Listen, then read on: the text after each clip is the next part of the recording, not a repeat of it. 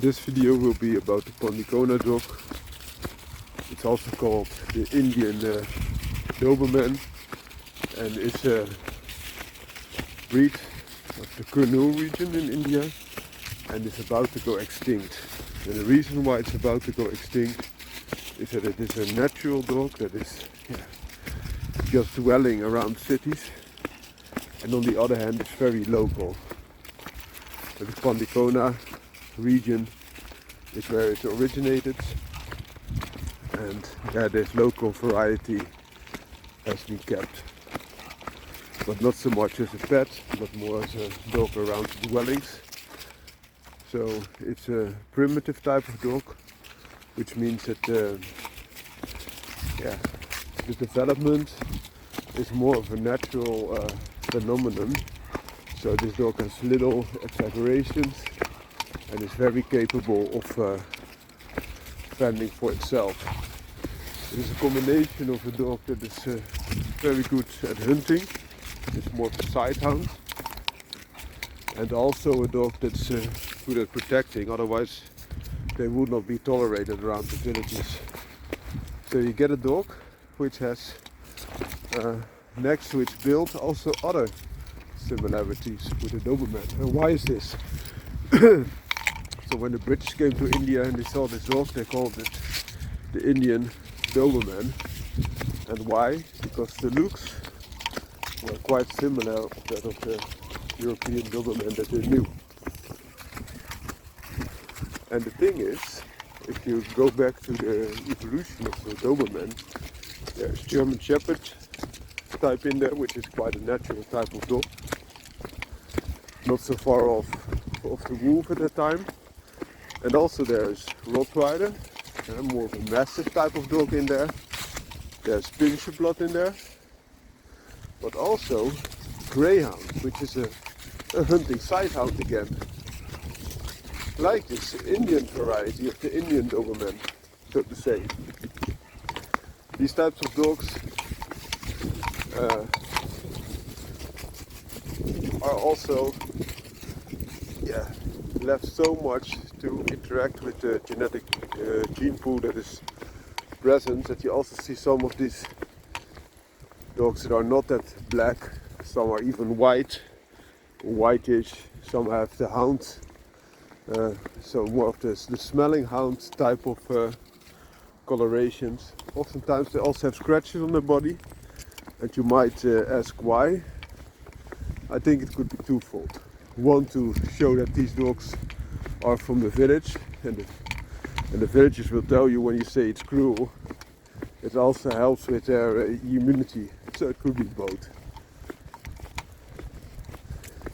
Another thing is that these type of dogs, because they are left to interact, and can vary quite a bit depending on the genetic lineage that they have. Their gene pool is extremely wide, which gives them, even though they are quite a rare breed, a very good genetic gene pool. So a lot less illnesses and other problems which come with bigger dogs, like for example the European Doberman, are almost not or not found in this breed. So it also gives you some background that even if you have a little bit of these type of dogs, if they are bred right, then you have a big chance of getting good dogs. And the other thing is that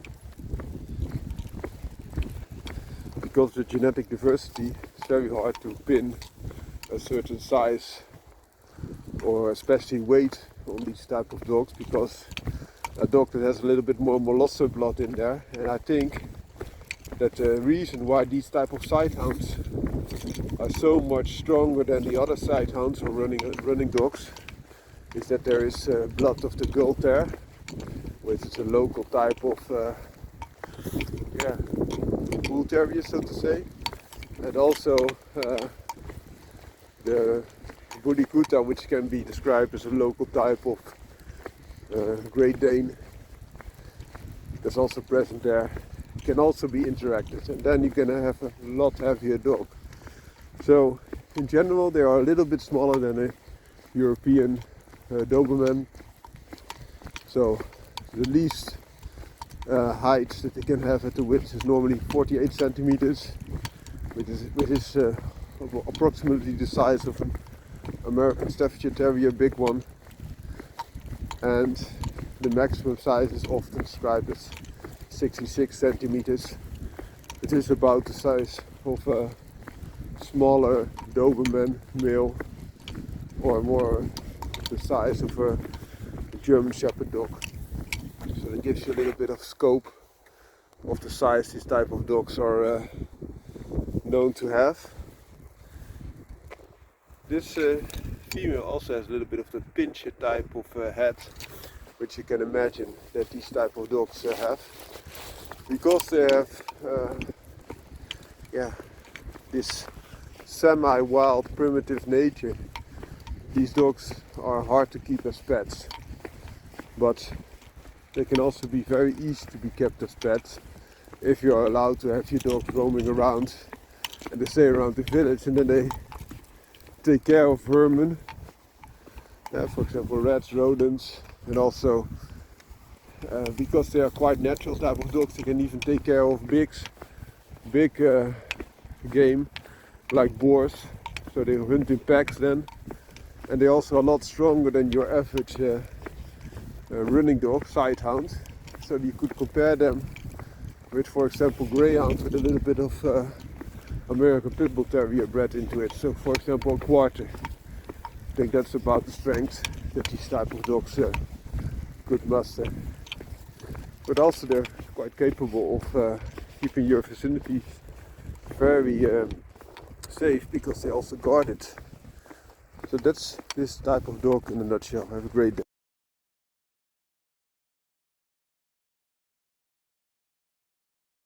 Today we will talk about the Kumaon Mastiff, also known as Sipo Kukur, which is an Indian type of Mastiff. The looks can vary quite a bit. Medium coat and appear a lot like a Spanish Mastiff. Others are looking more like a Bull Mastiff, and some have a little bit of the look of a Fila Brasileiro, or even shorter hair, a little bit like a Thai Ridgeback in length, not so much in appearance of the coat. The Kumaon Mastiff is a very strong protective breed. It's more of a war Mastiff than a livestock protection breed in many cases, but those that look a lot like the Spanish Mastiff do have a little bit more of livestock protection breed appearance, and I also think the genetics.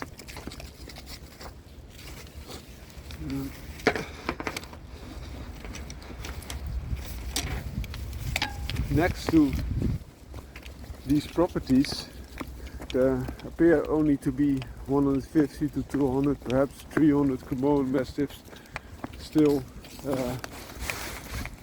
available today, so to say, so still living, which makes it an extremely rare breed.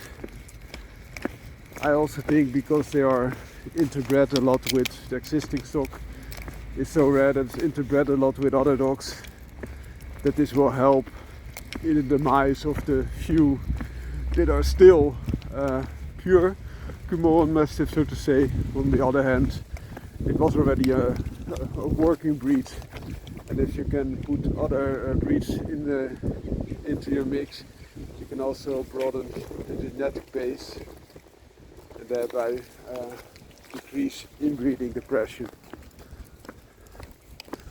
So if that is the case, I think it's a good thing that other blood is used. And a lot of people will scream purity, but also, for example, the Saint Bernard was almost extinct and has been revigorated by adding English Mastiff blood, and so many a dog has been recreated.